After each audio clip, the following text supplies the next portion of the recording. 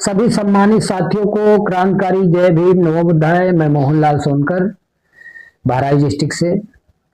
आज हमने एक वीडियो जरूरी समझा बनाना, क्योंकि मेरे जिले में एक हरामखोर है। वो आए दिन आरक्षण का विरोध करता है। आए दिन उसको लग रहा है कि हम आरक्षण खत्म करा देंगे। उसे लग रहा है कि हम आरक्षण खत्म करा देंगे, लेकिन उस कमीने को कोई ये नहीं बताता है कि उसकी बस की नहीं है आरक्षण खत्म कराना। किन किन का आरक्षण तुम खत्म कराओगे? किसी दिन निषाद, अहिर, गररिया, तेली, तमोली, बर्मा, पासी, सोनकर, गौतम, जितनी भी 85 की जातियां हैं, अगर किसी दिन घूम के खड़ी हो गई ना, तुम्हारे पसीने छूट जाएंगे, मूत देंगे, तुम बह जाओगे उसी में। तो इसके लिए तुमसे कहना है कि जब रोज आए दिन हिंदू राष्ट्र बनाऊंगा, ये बनाऊंगा, वो बनाऊंगा, तुम्हारा स्वागत है, हिंदू राष्ट्र बनाओ, लेकिन कम से कम जातियां तो खत्म कर दो। पहले जातियां खत्म हो जाएगी तो आरक्षण खत्म हो जाएगा। हमें भी आरक्षण नहीं चाहिए, जातियां खत्म कर दो, स्वागत है आपका। ज्यादा हरामखोरी सवार है, या तुम्हें लग रहा है कि हम ये आए दिन ये कर लेंगे, वो कर लेंगे, जिससे सबको हिंदू बना रहे हो।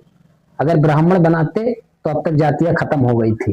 हिंदू बनाने से बेहतर ब्राह्मण बनाते तो सब तक जातियां खत्म हो चुकी थी। तो इसके लिए तुमसे कह रहा हूं कि आरक्षण जब तक लागू रहेगा, सुन लो, जब तक जाति नहीं खत्म होगी तब तक आरक्षण लागू रहेगा। जब तक हमारे लोग सत्ता में 80% नहीं पहुंच जाएंगे तब तक आरक्षण लागू रहेगा। जब तक हम तुम्हारी बराबरी कर नहीं लेंगे अच्छे से तब तक आरक्षण लागू रहेगा। और तुम्हारे बस की नहीं है, तुम्हारे बाप दादाओं की बस की भी नहीं थी कि तुम मिटा दो, तो तुम्हारी भी बस की नहीं है कि आरक्षण खत्म कर दो। और बात रह गई संविधान मिटाने की, तो सुनो, जिस दिन संविधान खत्म होगा ना, इस भारत की धरती लाल तुमको मिलेगी। हम उस समाज से आते हैं जिनके बाप दादाओं ने तलवार के दम पे राज किया हो, तलवार के दम पे। वो तो बाबा साहब ने कलम थमा दी। अगर कहीं वो भी तलवार थमा गए होते तो अब तक निर्णय हो गया होता। इतने दिन तो तुम लोगों की आवाज नहीं निकली। अब किसी तरह दोगलापन करके सत्ता में आ गए हो तो बुखला लो। जिस दिन सत्ता जाएगा, सुन लो बेटा, जिस दिन सत्ता जाएगा उस दिन तुम लोग दिखोगे नहीं कि तुम लोग कहाँ चले गए, कहाँ तुम्हारी संगठन, कहाँ तुम्हारी आर्मी, सब गायब हो जाएगी। तुम्हें क्या लग रहा है हम अपने घर में सो रहे हैं, कुछ पता नहीं आरक्षण का तुम विरोध कर रहे हो? अरे आरक्षण का विरोध तुम इसलिए कर पा रहे हो क्योंकि तुम्हारे पीछे कुछ हमारे भी साथी खड़े हैं, जिनको ये भी नहीं पता है कि हमारे घर में ही आग लगाई जा रही है। जिस दिन उनको पता हो गया कि ये आग तो हमारे ही घर में लगाई जा रही है, तो हम तो बहुत दूर हो जाएंगे। जो तुम्हारे पीछे रोज घूमते हैं डंडा और झंडा लेके, वो तुम्हारे से निपट लेंगे, ये जान लीजिए। क्योंकि एक दो यादवों को आप लोगों ने टार्चर किया तो यादव कुछ जग गए हैं। अब एक आईएएस हैं संतोष वर्मा, वो तो वर्मा समाज से हैं।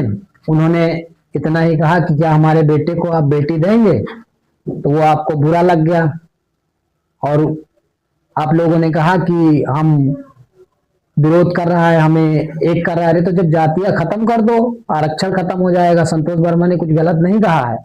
हम भारत के हैं, मूल निवासी हैं, तुमसे न तब भी डरे थे, न आज डरते हैं।